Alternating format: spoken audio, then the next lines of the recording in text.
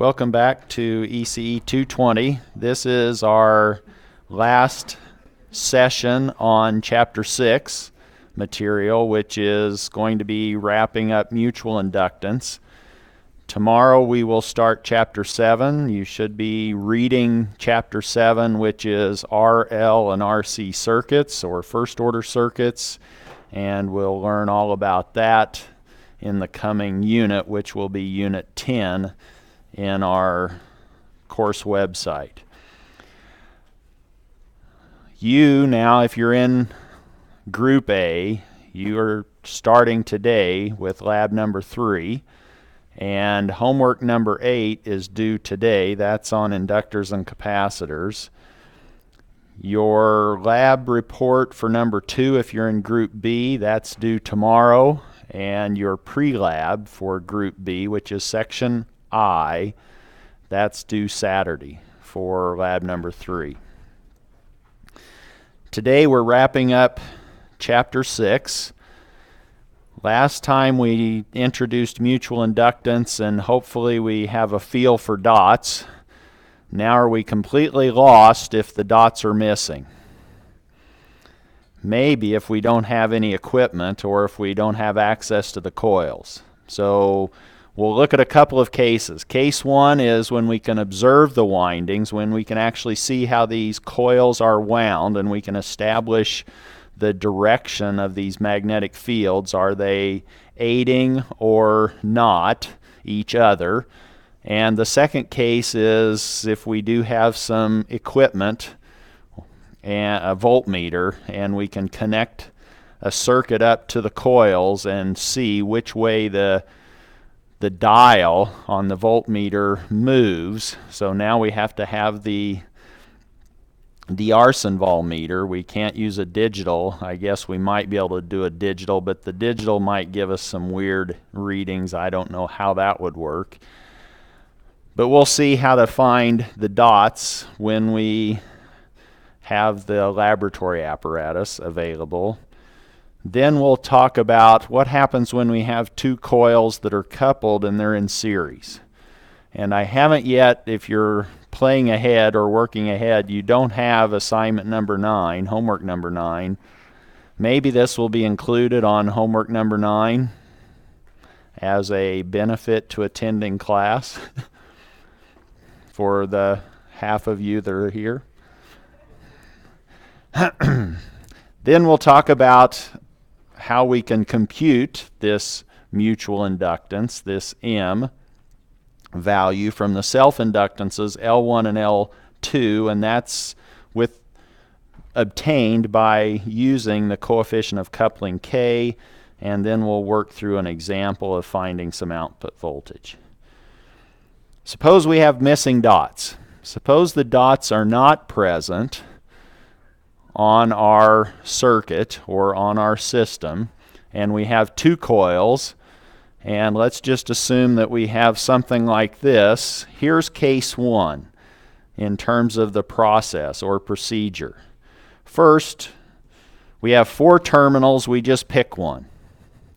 We just pick one of those terminals, select a terminal, and I'm calling it alpha just to mean it's some alphabetical terminal A, B, C, or D. You pick one of those 4. You pick one. Then you put a dot at that terminal. Now we found one of our dots. We just have to find 2. So we dot that terminal and we inject a reference current into that terminal that we've selected. And we'll call that current I sub whatever terminal, D, B, C, I sub alpha. So we've dotted one of the 4 terminals and we're injecting a current into that terminal. That's step 1 in our procedure. The next step is to figure out, okay, if we're injecting a current into that coil through that terminal, what's the direction of the magnetic field? And that's where we get to use our right-hand rule. Now we start grabbing these coils or trying to find how the current is going into this system and establishing a magnetic field. For example, let's say we picked terminal D. and we say, okay, let's put a reference current into terminal D. If we now do that, what color am I? That will work. Then we inject this current. We'll say I sub D. Then we determine the direction of the magnetic field and we label it. So which way's the magnetic field resulting from this current that's injected into terminal D? We try to put our fingers in the direction of the current and wrap those around that coil, and hopefully, do you see that the magnetic field, let me change colors.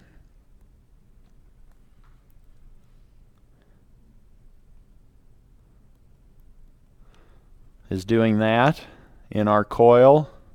Is that true? So now put your fingers along D's wires, and they're now going around that coil. Have to use your right hand.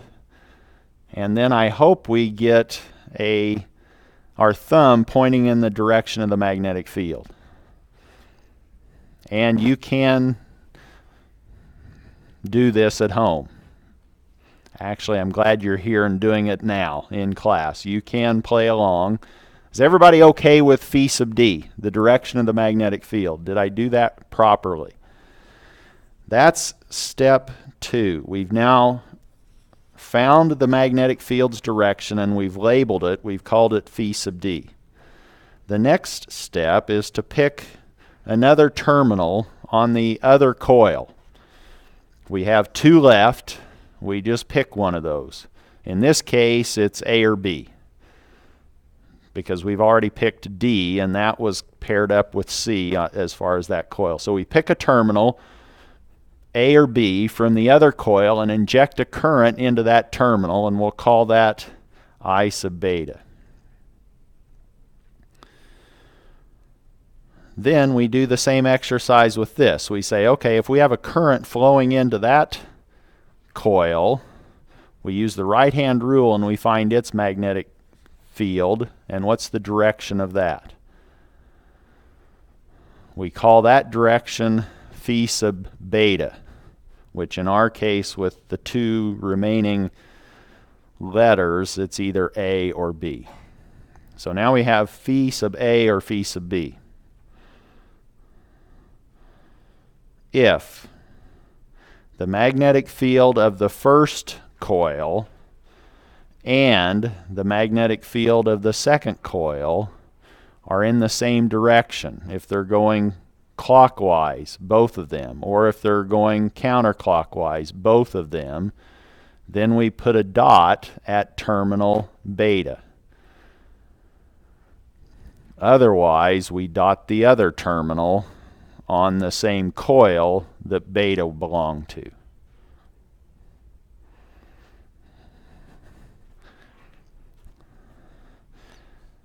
Let's do that as an exercise. We've already dotted and established terminal D. So now we said if terminal D is dotted above, is terminal A or terminal B dotted? Let's go back to our picture, and now it's up to you to place the dot. Is everybody familiar with how to pin the tail on the... So now you're pinning the dot on the coil.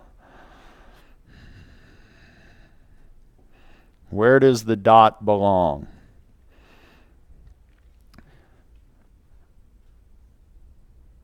How do we figure this out? Do you remember the steps? Which terminal do you want to inject into? A or B? A. It's not the one that I picked, but let's pick A. Okay? Oh, now this is really causing some anxiety, but all right, you've picked A. We now say we inject a current into A. Now, determine the magnetic field caused by that current. Which way is it going?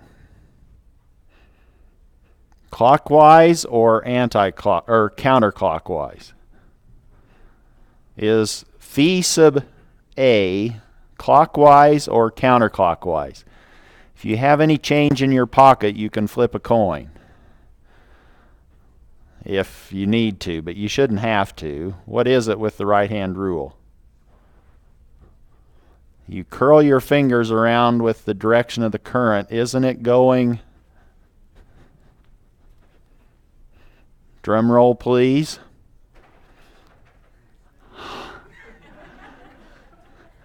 Right on cue. Wow, this is almost like a late night TV show.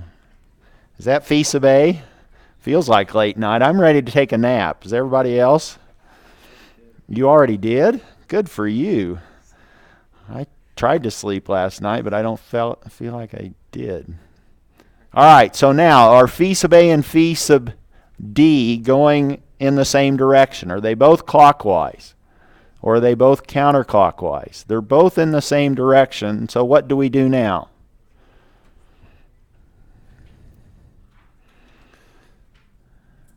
Now we know where to pin that second dot. Now we know that the dot goes on terminal A if we started with it on terminal D. Question? In our explanation, we were talking about alpha and beta. Is that just what we're labeling here? So here I wondered if that would confuse you. The question was, why in the procedure were you using Greek letters and now we're using our normal alphabet? The Greeks are just variables. So you replace alpha with A, B, C, or D, and hopefully that's consistent in this description. Then when we go to beta, that's on the other coil, and we say, okay, beta can be A or B. And we then replace beta with A or B. So in your case, you guys picked terminal A in step 3. So here you said pick a terminal, you picked terminal A. Then we established, or we injected a current, I sub A, into that terminal. We found its magnetic field direction, and we labeled that phi sub A. And then we said, are those two fields, phi sub D and phi sub A, in the same direction, clockwise or counterclockwise? If they're in the same direction, then A gets a dot.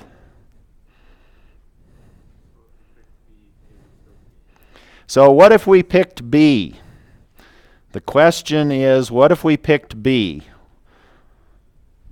Do I want to do that? I don't have another color. What if we did pick B? And we injected a current. Which direction is phi sub B? Isn't it like this? And it opposes phi sub D, so we dot the other terminal. We dot A. So as long as we start with the same dot, we better end up with the same dot. Or, yes, A is dotted, whether we picked I sub A or I sub B. Is that okay?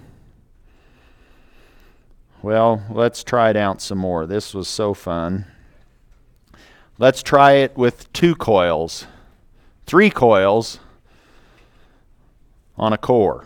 And let's say, let me just pick one. So I'm saying dot coils 2 and 3. So now I get to choose, flip a coin, A or B. I'm going to choose A for the dot. Now I've assigned a dot. This might be on your exam, exam 3. You might be given this picture, and A is dotted, and now you're asked, which terminals have a dot? C and D? Well, you know you don't have that because you can't dot 2 terminals on the same coil. So that would be a giveaway if that was one of your answer choices.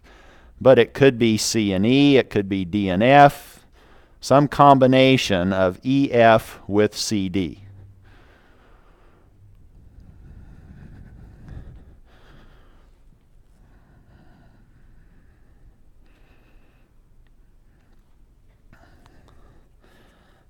Did you run out of dots? Anybody? I'm curious. When I was deciding what to wear today, I said, oh, I didn't pick a dotted shirt. I don't think I have a dotted shirt, but I didn't pick one. I picked coils. I picked stripes. So I'm wrapping around a core. Which way are we going? Which one has a dot? C or D? First, which way is phi sub A? I'm using more Greek, but this is now the labeling on my field for A. Is the magnetic field due to an injection of current in terminal A, I sub A, is it clockwise or counterclockwise? Clockwise. Isn't it going this way? Now you have to figure out, are the magnetic fields that result from the other two coils aiding that or opposing that? Depending on what you pick. Anybody want to volunteer a terminal that you've selected? C. So somebody picked C and injected a current.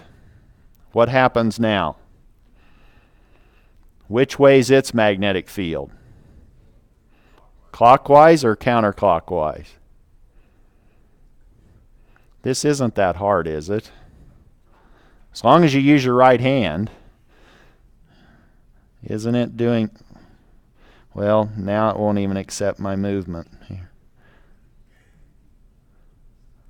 Isn't that phi sub C? So now what do? Now we have the information necessary to put a dot on C or D. Which one do we dot? We dot C since it's consistent or aiding phi sub A. What about coil 3? Can we inject a current into F? I need to be consistent once with my notes. I want to do this because it's going to be counter to what we just found. I sub F. What happens with that? What's the resulting magnetic field? Clockwise or counterclockwise?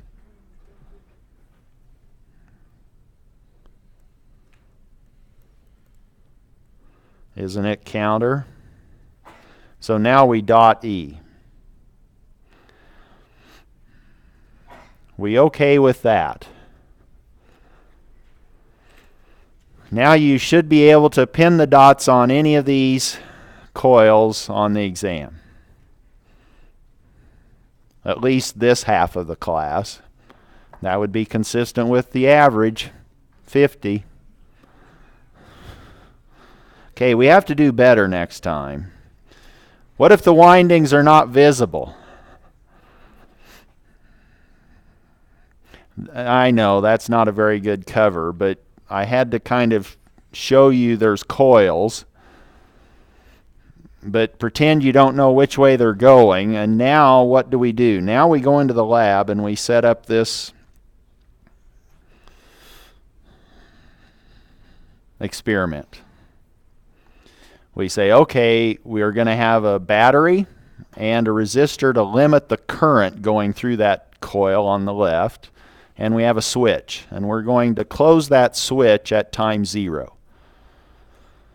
And then on the other coil, we're going to connect a voltmeter. And it's important to know which terminal of your voltmeter, where's the positive lead. That's going to go up top for this experiment, and the negative lead is going to go to the bottom of the coil, the way it's drawn. So we have no knowledge of the winding directions of these coils.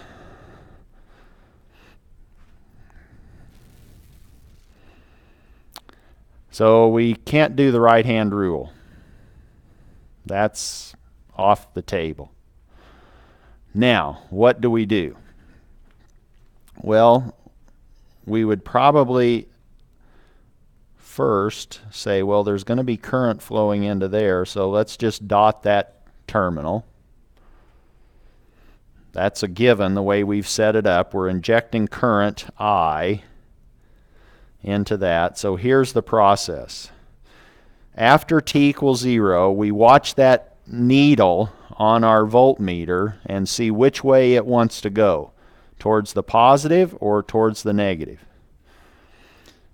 If the dial moves in the positive direction, let's say upscale, then dot the terminal connected to the voltmeter's positive terminal, or the positive lead of the voltmeter.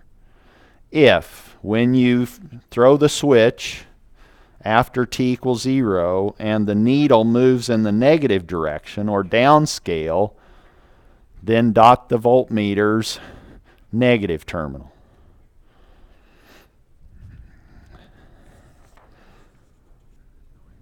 Pardon?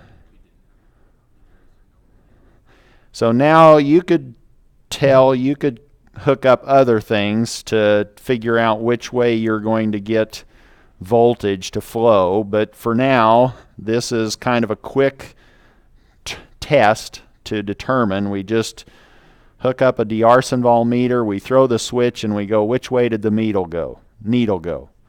So if it went upscale,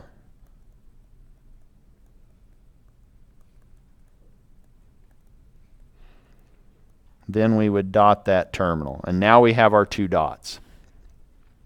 If, in fact, it went downscale,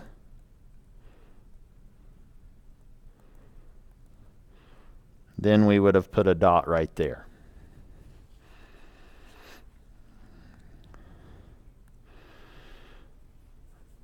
Now you're not lost. Now we can put our dots where we need to put them.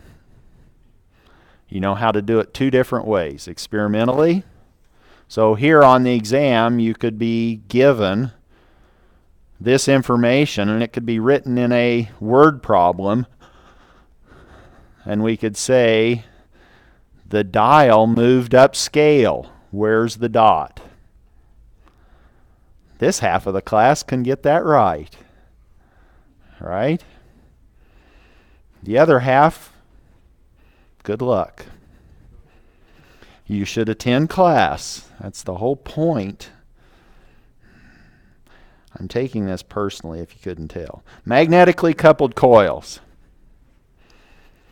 Now they're connected in series, and this is problem 637, and maybe I'll assign it as a homework. Homework 9 hasn't yet been created. Needs to happen today sometime. Let's look at the case where this series combination of coils are aiding. And this is now using the knowledge we gained yesterday. We have two coils and they're mutually coupled.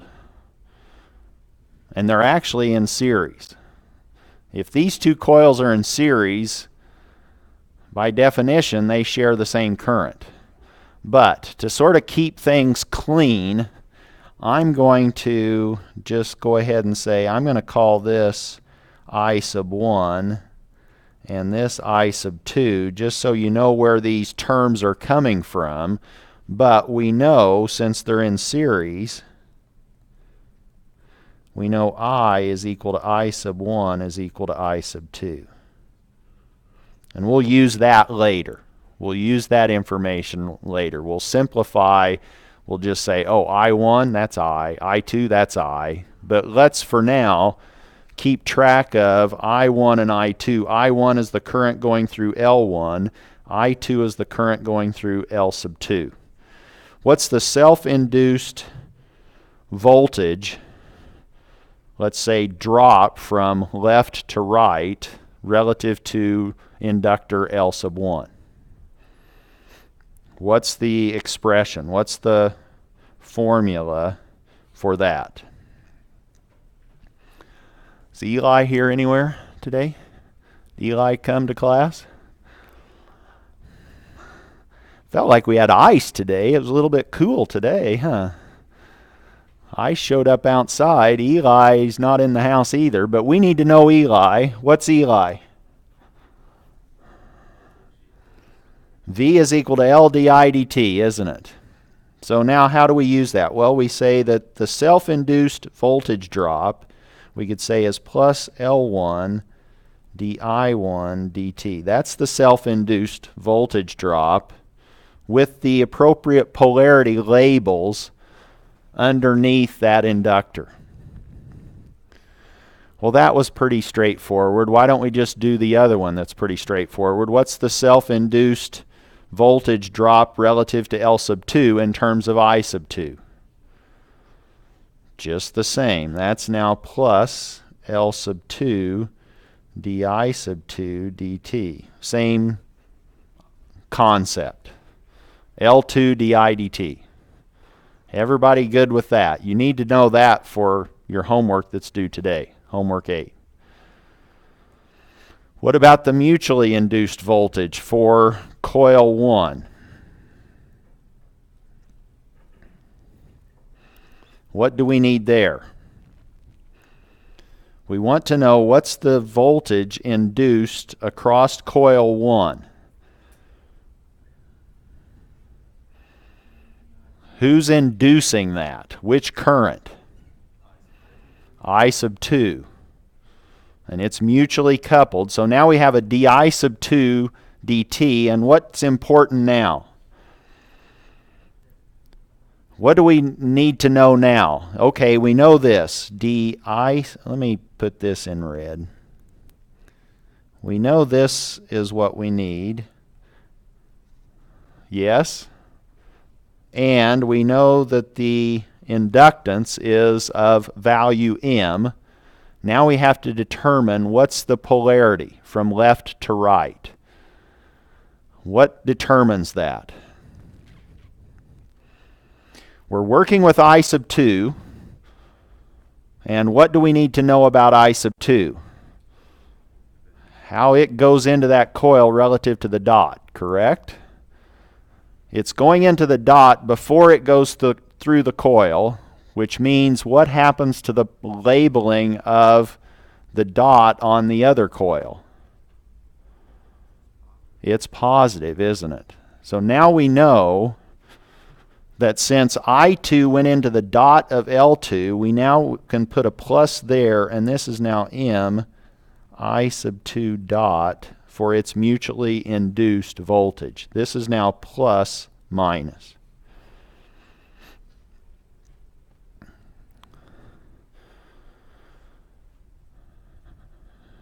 Can we do the same thinking for the next mutually induced voltage? And what is it?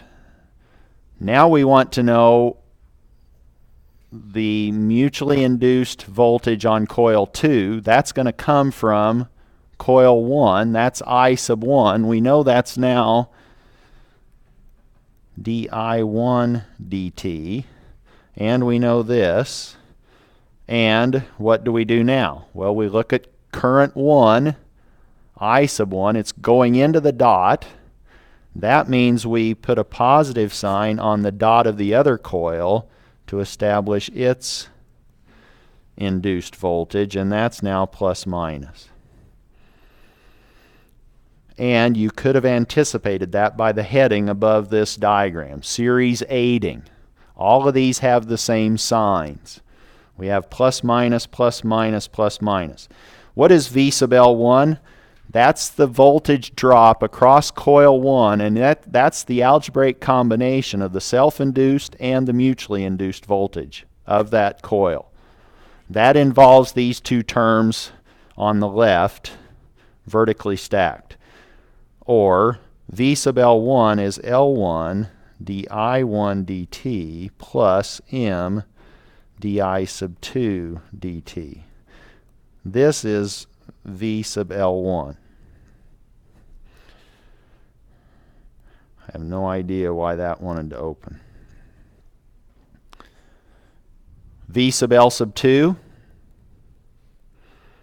is now L sub 2 di sub 2 dt plus M di sub 1 dt, and this is V sub L sub 2 from left to right. And all of those we're adding. And they're all in series. Now we can simplify this. We can now say, oh, all those di's are the same. Di sub 1 is the same as di dt.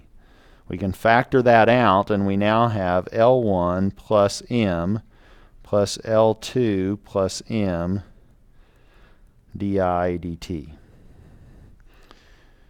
Or we now have the equivalent inductance of this series combination of two coils that are mutually coupled. It now looks like L1 plus L2 plus 2M.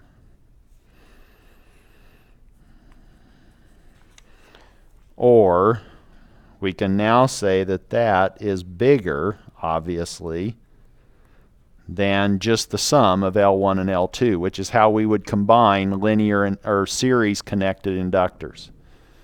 And that's due to this series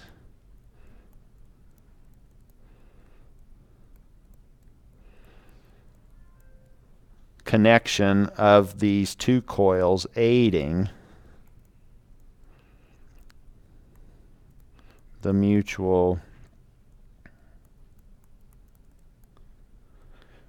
coupling between the coils.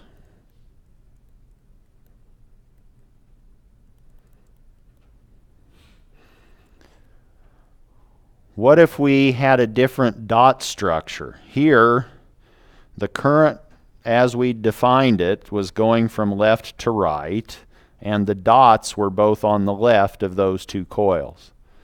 What if we had a different dot labeling? Suppose now somebody said, now here's your configuration, and the dot for coil 2 is now on the right.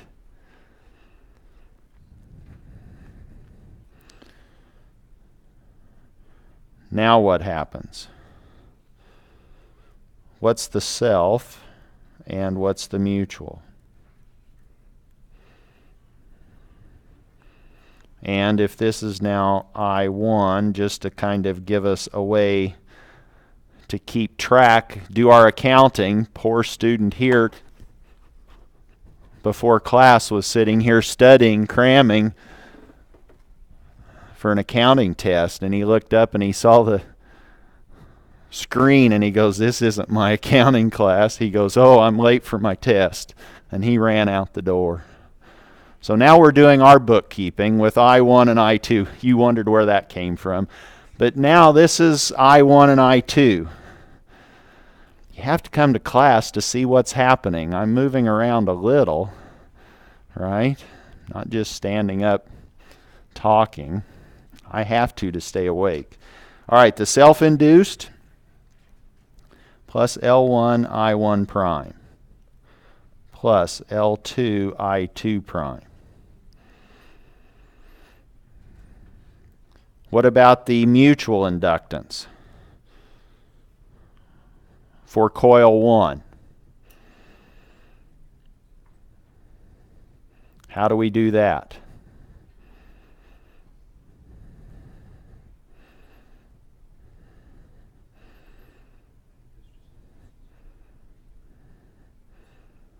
What do we do now? So now we can do this. We can say M I sub 2 prime. What's the polarity labels? So now we have I2 leaving the dot, which says, what do we do with our dot on the other coil that we're interested in for the mutually induced voltage? If the current was going into the dot, we put a plus sign. If it's not going into the dot, we put a minus sign. And that's now our polarity labels on that mutually induced voltage from current 2 into coil 1. What about the other one?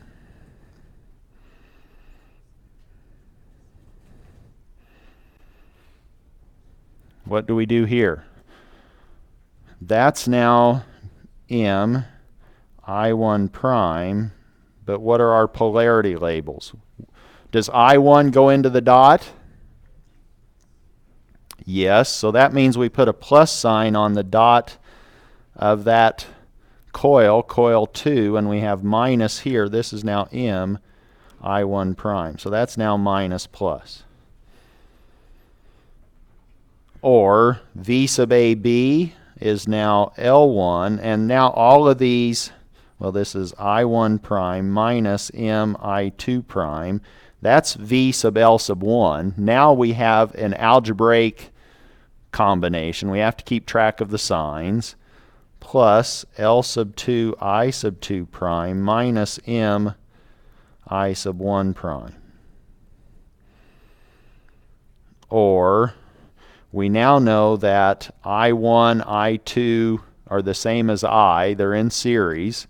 This is now L1 minus M plus L sub 2 minus M times di dt.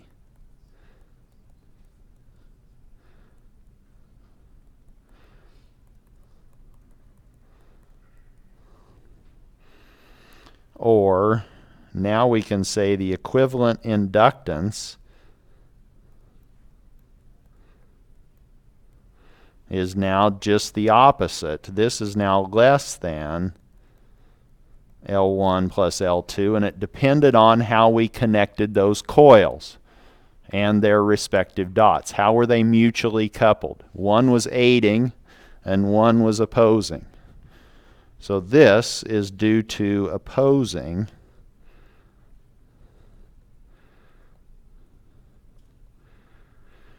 mutual coupling.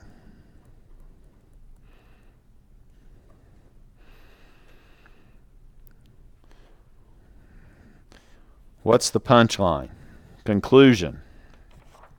If you have two closely spaced coils on some circuit board, they may react as above, depending on how those have been connected. So you can't necessarily, or if you start doing your experiment and you go, wait a minute, I thought L equivalent was L1 plus L2. They're in series. Well, now if they're mutually coupled, you might have something bigger or less than L1 plus L2, depending on how they're coupled.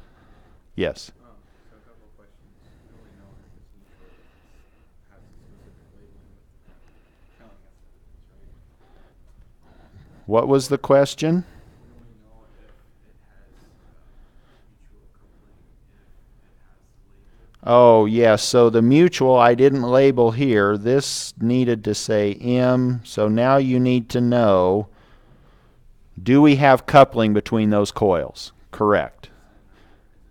So they may not be coupled, and that's when K, little k, which is what we're getting to shortly, is going to be 0. They don't have any mutual coupling.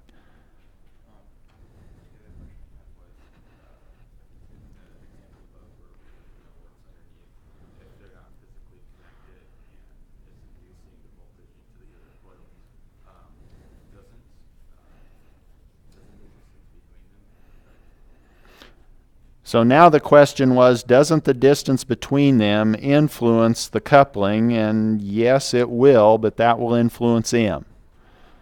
So we'll have to know that information. We'll have to be given M or calculate it from little k. Question? So on that last example, how did you get on L2, the mutual one, as negative and prime and positive?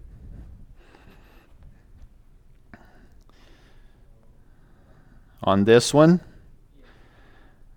So So where did the signs come from is what you're asking. Where did we get this negative sign coming from? It all depends on how is the current that's establishing the coupling, the mutually induced voltage, how is it directed relative to the dot? In this one, I1 goes into the dot. I sub 1 goes into the dot. That means that we put a plus sign on the dot of the other coil. And that's what I've tried to indicate above the dot. So now we have plus on the right and minus on the left. That's where that minus came from. On the other one, we said, oh, I sub 2, it's not going into the dot. It's exiting the dot, or exiting the coil through the dot. So now we negate the dot on the other coil. And that's where that minus sign came from, above coil 1. Does that help? And that's why we now have this effective inductance less than what we would have expected. And in the previous case, they aided and it gave us plus 2M for L1 plus L2 plus 2M. And you can read a little bit more into this. I'm not going to go through the details in chapter 6, but here's what you need to know is how do we find M, or if somebody gives us K, and we know the self-inductances or any combination, how do we get the information we need to solve these problems? The relationship between mutual inductance and the self-inductances is through this coefficient of coupling, little k, which varies between 0, no coupling, and 1, which is as much coupling as you can get. And you simply use that relationship, that formula, to compute M if you're given K. And you can see there's the two extreme cases. K equals 0. The two coils share no mutual coupling.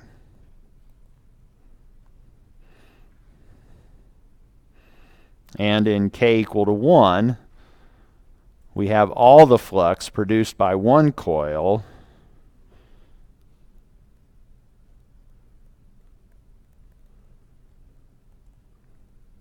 shared with the other.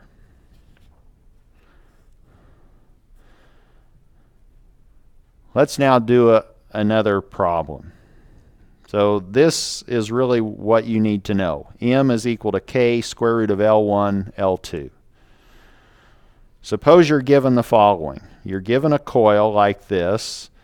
The second coil is open circuited, and we want to know what is the voltage dropped across that second coil due to a current being established on the left, and we're given this functional description of I of t. We're told what L1 is, that's on the left, L2 is 9 henries, and K is 0.7.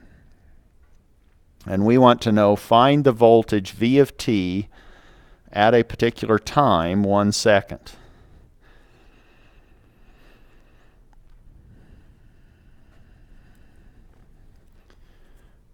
What do we know, or what can we start to calculate from this information? Actually, I should have done this. When you have the dots, that's indicating that you have mutual coupling. But let me be even more informative and put that M with the arrows pointing to the two coils. We're told what I of t is as a function of time. What's V of t? Does V of t have any self-induced voltage?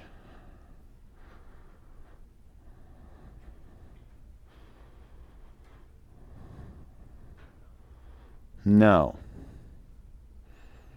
There's no current, there's nothing connected to that second coil, so we don't need to really worry about if that's coil 2. We don't need to know L sub 2 for that piece of the puzzle. L1 we're told, and now we don't even need to know what that voltage source is doing. We now are given that that voltage source is functioning in such a way to produce a current I having this functional form. 4 times the quantity, 1 minus e to the minus t. And you're going to start seeing these expressions in Chapter 7. What's I of t look like as a function of time? Can you see it? Can you visualize it?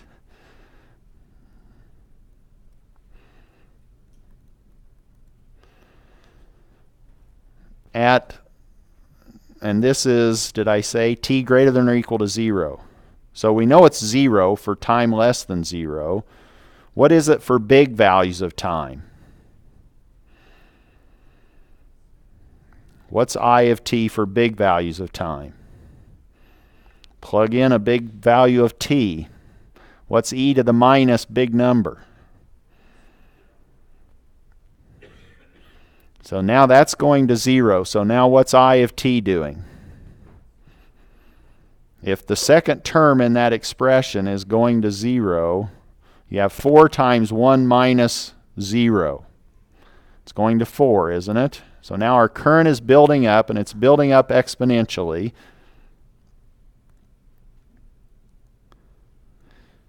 And where does it finally get to in the limit? It gets to 4. So that's what I of t is doing. We now want to know what is happening to the voltage in our second coil. Do we have knowledge of the relationship? What is V of t? Can we write down a formula for V of t? It's the mutually induced voltage across those coils. That's M. What current? I thought it didn't have any current. But this is in coil 1, isn't it? It's coupling into that second coil. This is now di dt. Do we know M?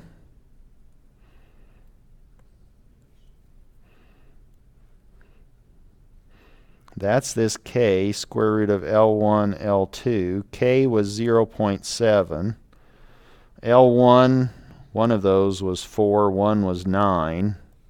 That's convenient. Now we need to find the square root of 36, which is 6. 6 times 0.7 gives us 4.2 henries for M. We now know what that value is. And we can differentiate this current.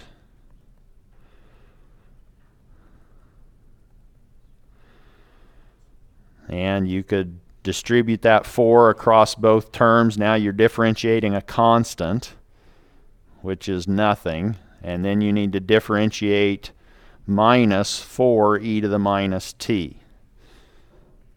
So we have a minus 4, and now we differentiate e to the minus t.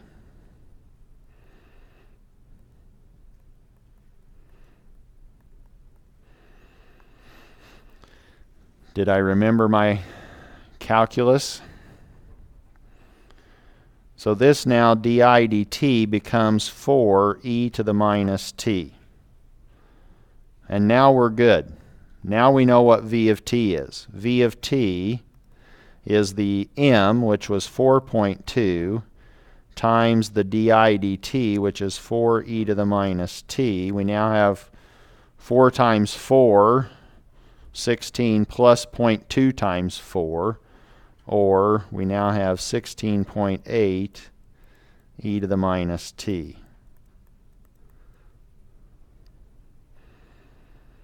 Oh, and we needed to find that where? At a particular, but what is this one doing?